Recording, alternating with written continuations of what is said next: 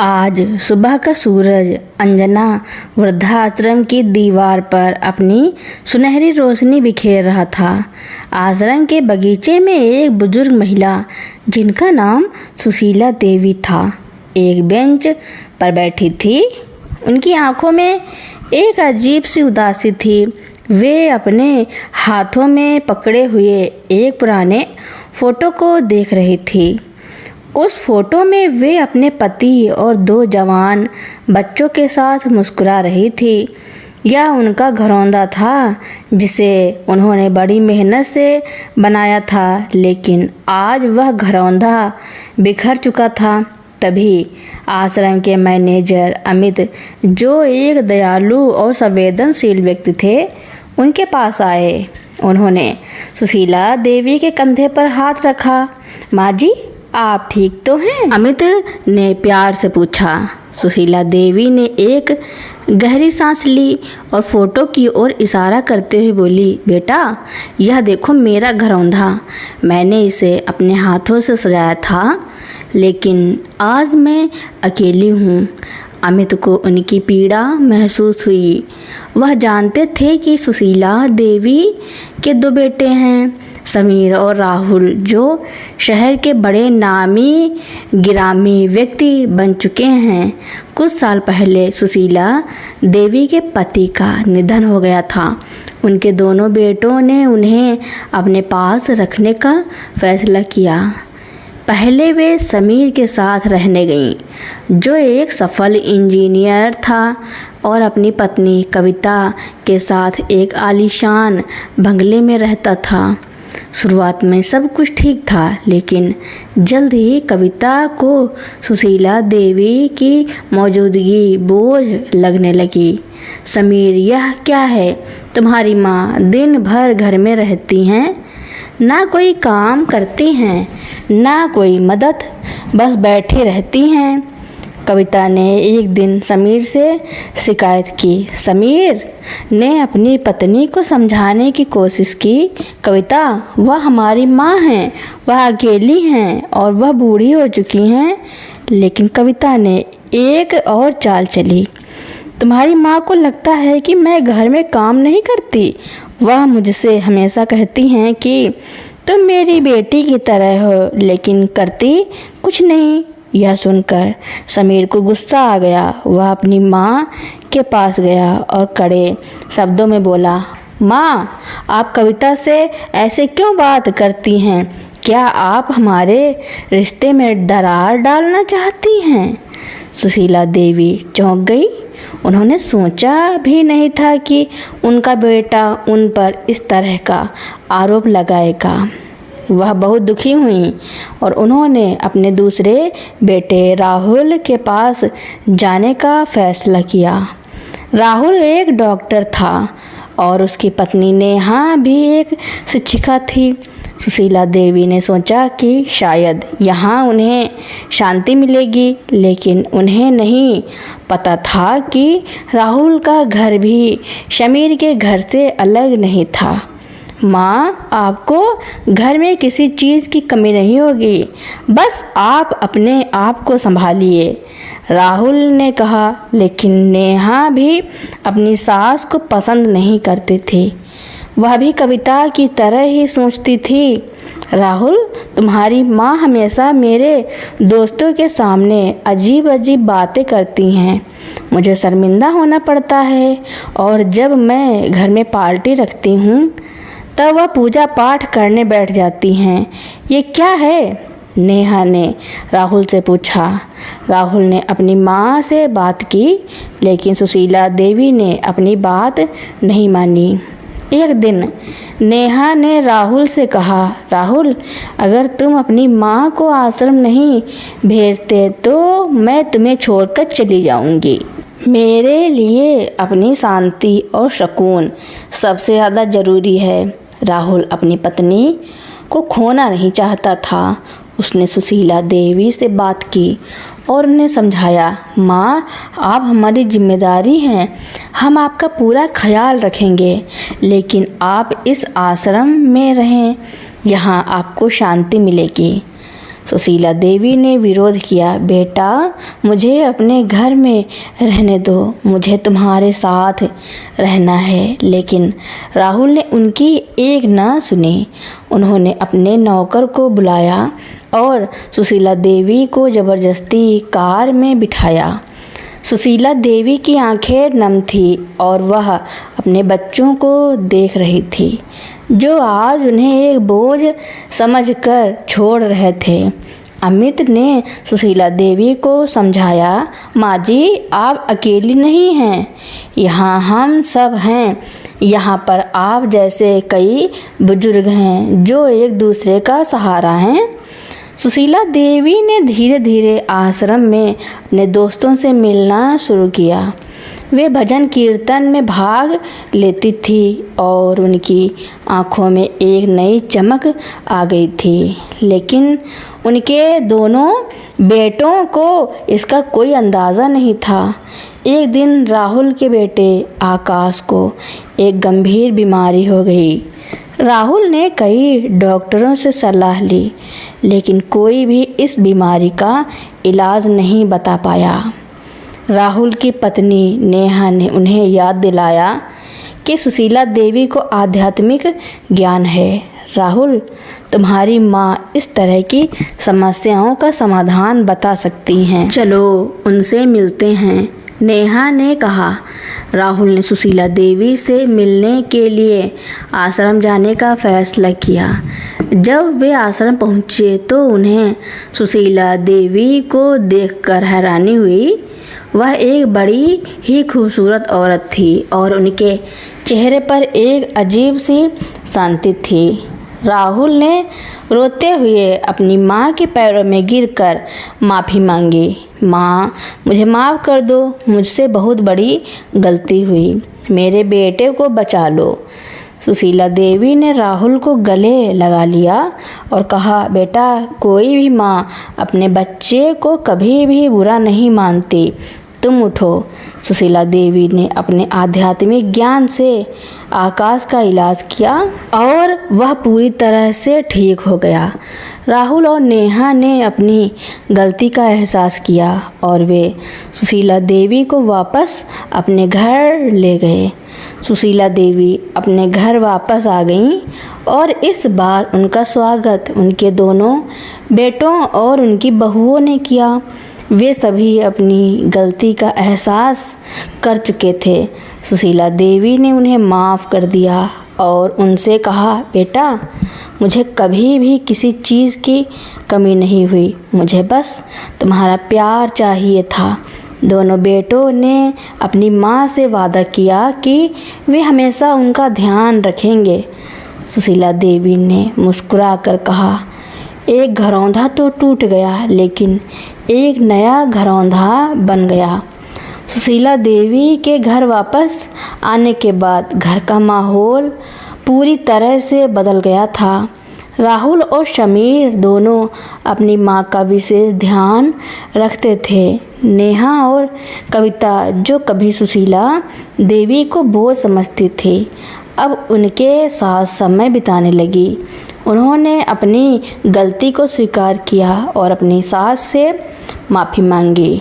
नेहा ने एक दिन सुशीला देवी से कहा, माँ जी हमें माफ़ कर दीजिए, हमने आपके साथ जो कुछ किया उसके लिए हम बहुत शर्मिंदा हैं। सुशीला देवी ने मुस्कुराकर कहा, बेटा अब सब ठीक है, मैं तुम लोगों से नाराज़ नहीं हूँ, तुम मेरी बेटियाँ हो। घर में अब हंसी मजाक और खुशियों का माहौल था। सुशीला देवी रोज़ शाम को अपने पोते पोतियों के साथ समय बिताती थी और उनके साथ कहानियाँ सुनती थी। वह कभी पूजा पाठ करती तो कभी बच्चों के साथ खेलती। एक दिन समीर अपनी कंपनी की एक मीटिंग में गया। वहाँ एक नए प्रोजेक्ट पर काम करने की बात चल रही थी। समीर ने एक प्रोजेक्ट प्रस्ताव रखा, लेकिन उसके बॉस ने उसे खारिज कर दिया। शमीर, तुम्हारा प्रोजेक्ट बहुत अच्छा है, लेकिन इसमें एक कमी है, बॉस ने कहा। समीर ने पूछा, क्या कमी है सर? बॉस ने जवाब दिया, इसमें इंसानियत की कमी है। हमें एक ऐसा प्रोजेक्ट चाहिए जो समाज के लिए कुछ अच्छा करे। समीर निराश होकर घर वापस आया। उसने अपनी माँ से बात की और उन्हें अपनी निराशा के बारे में बताया। सुशीला देवी ने कहा, बेटा, जब हम किसी प्रोजेक्ट पर काम करते हैं तो हमें यह सोचना चाहिए कि यह समाज के लिए क्या अच्छा कर सकता है। अगर हम सिर्फ अपने फ़ायदे के लिए काम करते हैं तो हम कभी सफल नहीं हो सकते। समीर को अपनी माँ की बात समझ में आ गई। उसने अपने प्रोजेक्ट को फिर से लिखा और इस बार उसने उसमें समाज के लिए कुछ अच्छा करने का भी सोचा। जब उसने अपने बॉस को नया प्रोजेक्ट दिखाया तो वह बहुत खुश हुए।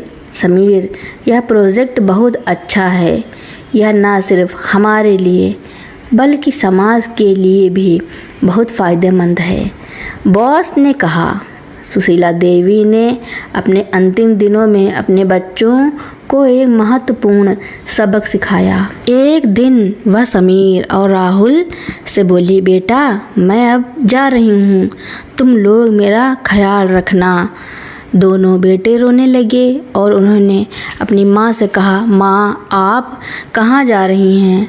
सुशीला देवी ने मुस्कुराकर कहा, बेटा, मैं कहीं नहीं जा रही हूँ, मैं हमेशा तुम्हारे साथ रहूँगी। बस तुम लोग एक बात याद रखना, जब भी तुम कोई फैसला लो तो यह सोचना कि वह समाज के लिए क्या अच्छा कर सकता है। अगर तुम ऐसा करोगे तो तुम हमेशा सफल रहोगे।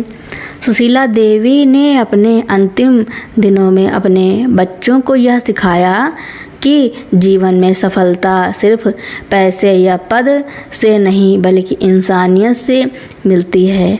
उन्होंने अपने बच्चों को यह भी सिखाया कि एक घरौंदा सिर्फ ईंट और सीमेंट से नहीं बल्कि प्यार और रिश्तों से बनता है। सुशीला देवी के निधन के बाद समीर और राहुल ने अपनी माँ की याद में एक वृद्धाश्रम बनवाया, जिसका नाम उन्होंने सुशीला सदन रखा। उन्होंने फैसला किया कि वे इस आश्रम में उन सभी बुजुर्गों का ख्याल रखेंगे जिन्हें उनके बच्चों ने छोड़ दिया है।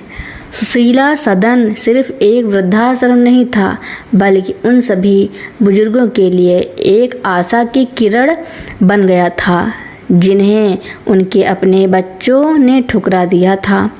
समीर और राहुल ने अपनी माँ की याद में इसे एक आदर्श स्थान बना दिया था। यहाँ के बुजुर्गों को न केवल अच्छी देखभाल मिलती थी बल्कि उन्हें एक परिवार का एहसास भी होता था। समीर और राहुल ने अपनी कंपनियों में एक नई नीति लागू की जिसके तहत कर्मचारियों को अपने माता पिता के साथ ज़्यादा समय बिताने के लिए प्रोत्साहित किया जाता था।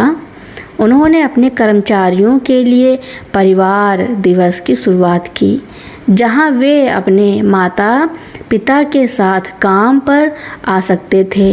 यह पहल इतनी सफल रही कि उनकी कंपनी को कई पुरस्कार भी मिले। राहुल और समीर की कंपनियों के इस कदम ने समाज में एक बड़ा बदलाव लाना शुरू किया। लोग अपने माता पिता के प्रति अपनी जिम्मेदारी को समझने लगे। कई युवा पेशेवरों ने खुद आकर राहुल और समीर से प्रेरणा ली और अपने माता पिता को वृद्धाश्रम से वापस अपने घर ले गए। एक दिन राहुल के पास एक युवक आया जिसका नाम रवि था।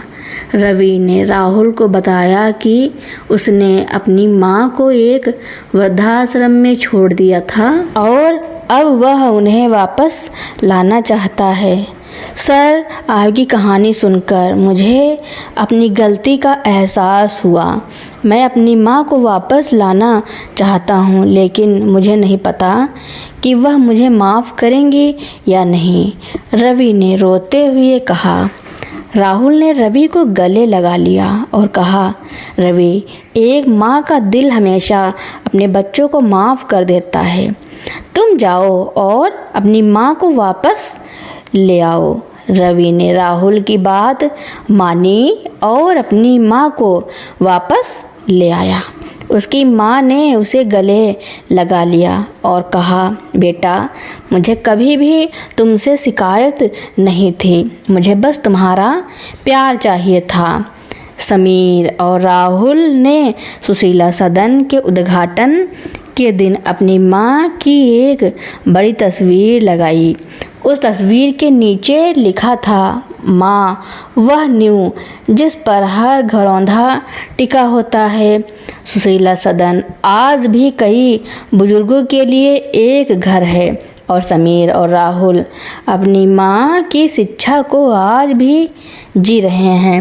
उनकी कहानी हमें यह सिखाती है कि कभी कभी हमें सबसे महत्वपूर्ण सबक अपनों को खोने के बाद ही मिलता है।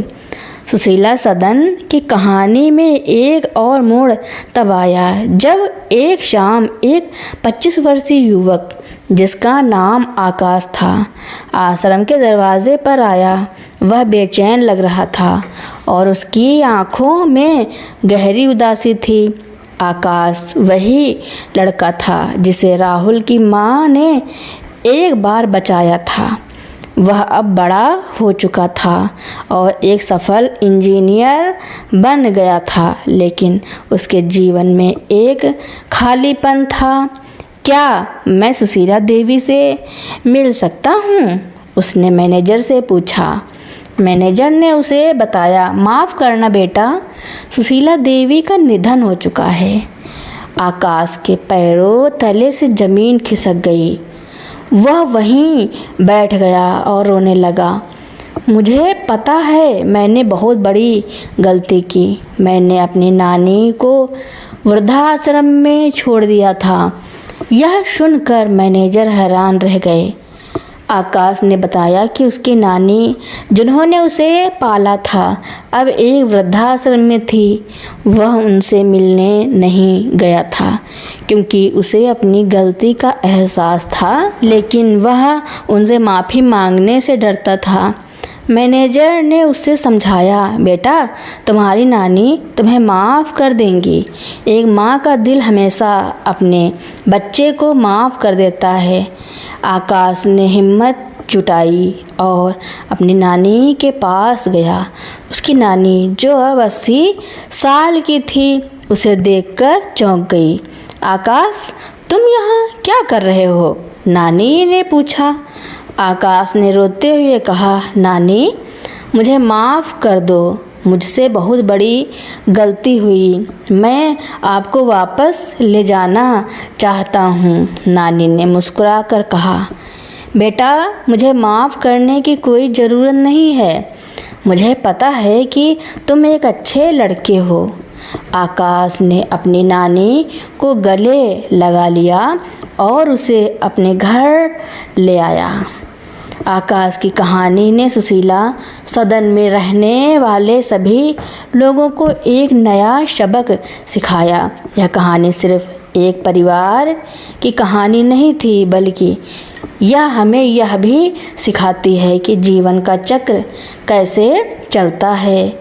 जब हम अपने बड़ों के साथ अच्छा व्यवहार करते हैं तो हमारे बच्चे भी हमारे साथ अच्छा व्यवहार करते हैं। सुशीला सदन आज भी एक प्रेरणा का स्रोत है। समीर और राहुल ने अपनी माँ की याद में इसे एक आदर्श स्थान बना दिया था, जहाँ लोग न केवल अपने माता पिता के प्रति अपनी जिम्मेदारी को समझते हैं, बल्कि उन्हें अपने जीवन में भी एक नया सबक मिलता है। तो दोस्तों, राहुल और समीर ने अपनी माँ के साथ जो किया उसके बारे में आपका क्या कहना है और यह कहानी आपको कैसी लगी, कमेंट में ज़रूर लिखना। मेरी कहानी सुनने के लिए आपका बहुत बहुत धन्यवाद।